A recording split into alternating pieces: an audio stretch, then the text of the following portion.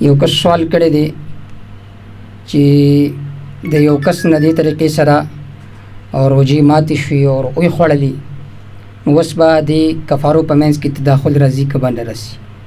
هغه ورته جواب کې ذکر کی واضح رہے کہ بلا عذر روزہ توڑنے کی دو صورت ہے. یو سړي بغیر څه د عذره روژه ماته کړه، د دې دو صورتونه دي. یو صورت دا دی روزہ بغیر جمع کے ساتھ مثلا عمدن کھانے پینے سے توڑا ہو. یو سړي روژه ماته کړي، خوراک اسکا کی کړي، جمع یې نه کړي بلکې صرف خوراک اسکا کی کړي، په دې سره روژه ماته کړي. یو صورت دا دی. دویم صورت دا دی روزہ عمدن جمع سے توڑا ہو. یو سړي په رمضان کې روژه خوړلي، جمع یې کړي وي خپل کور والا سره او روژه ماته شوي وي. یو صورت دا دی. او یو صورت دا دی چې خوراک اسکا سره د روژه ماته شوي وي.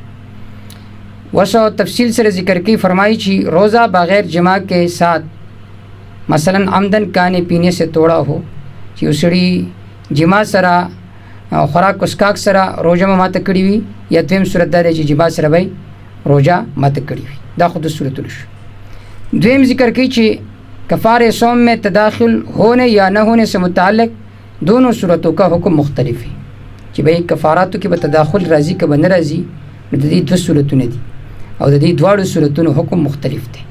نمبر 1، اگر متعدد روزے عمدن کھانے پینے سے توڑے ہو، مثلا یو رمضان دی د 3 روزې په خوراک اسکاک سره وخوړي، تو یو روزې خواهی 1 رمضان کې هو یا کی رمضان کې، خواهی دا په یو رمضان کې د داسې کړي وي یا 2-3 روزو کې، یعنی په 2-3 میاشت مخکې کال هم داسې کړل، دې کال هم داسې وکړو کئی رمضان میں.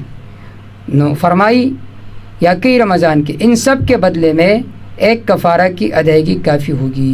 وی پدې کې د 3 روزې خوړلې دي، یو کفاره د ادا کړه نو دا به کافي شي.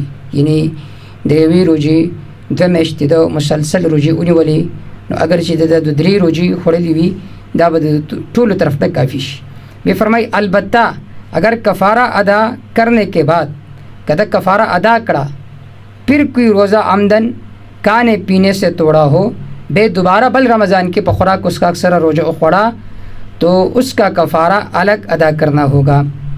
بے بداغی کفارہ الگ ورکی، چاہے ایسا ایک ہی رمضان میں کیوں نہ ہوا ہو، چاہے په یو رمضان کې ہی داسی دولی نه کړی وي. یو صورت دا شو. دویم صورت دا ده اگر 1 رمضان میں متعدد روزے قصدن جمع سے توڑے ہو، په یو رمضان کې بار بار د روزہ خوړلې د خود جمع د وجینا، تو ادائیگی کفارہ میں تداخل ہوگا. نو د ادائیگی کفارہ په صورت کې به تداخل وی، یعنی ان سب کے بدلے میں 1 کفارہ ادا کرنا کافی ہوگا. د دې ټولو د طرف نه یو کفارہ ادا کول سری کافی دي. البتہ اگر جمع کے ذریعے 2 یا 2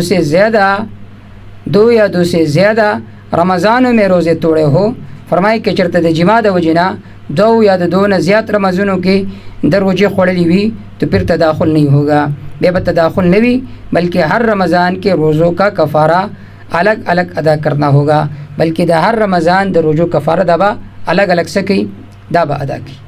یعنی کہ چرتا په خوراک اسکاک سره د په یو رمضان کې مختلف ځل دا روزه ماته کړي وي، خوړلي وي، په خوراک اسکاک سره یا په جماع سره په یو رمضان کې وي، نو د دې ټولو د طرف نه یو کفاره هم کافی کیږي.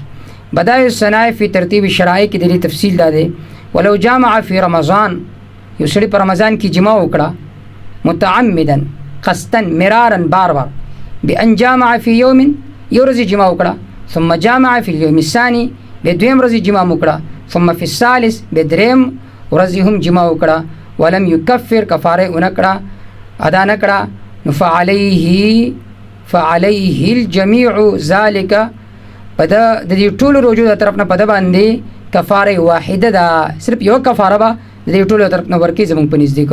به فرمایي ولو جامع فی یوم، یو سړي یو ورځ جماع وکړه، ثم کفر، به کفاره وکړه ثم جامع فی یوم آخر، به په بل ورځ کې جماع وکړه، نو فعلیه کفاره اخرى، به د باندې به بل کفاره لازم وي، بل کفاره په لازم وي.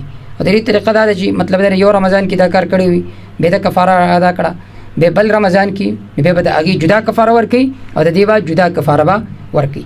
دارنګې فتاوی شامی کې دي ولو تکرر که چرته د افطار بار بار وکړو او د اول افطار نه بعد د کفاره نه ورکړ نو یکفیه واحده نو د لپاره یو کفاره دا هم کافی ده ولو فی رمضان نینی اگر چې دا دواړه رمضان ولي وي عند محمد پنځ امام محمد رحم الله وعليه الاعتماد په دې باندې فتوا ده یعنی روزه په خوراک اوس کاک سره ماته کړل په دوه رمضانو کې مخکې کال رمضان کې هم او دې رمضان کې هم نو به که د هغې نه یو کفاره ادا کړي نو به هم دا د لپاره څه ده کافي ده بهر کیف روزه د الله تعالی یو عظیم عبادت دی که نسیانن یا په غلطۍ سره د انسان وخوړلی شي هغه جدا خبره ده خو باقاعده قصدن جان بوجھ کر روزه خوراک دا نه دي پکار او چې چا وخوړه په یو رمضان کې مختلف روزې د دنه په یو عمل سره لاړې نو کده د دې د طرف نه یو کفاره ادا کړي نو دا د دې ټولو طرف نه کافي کیږي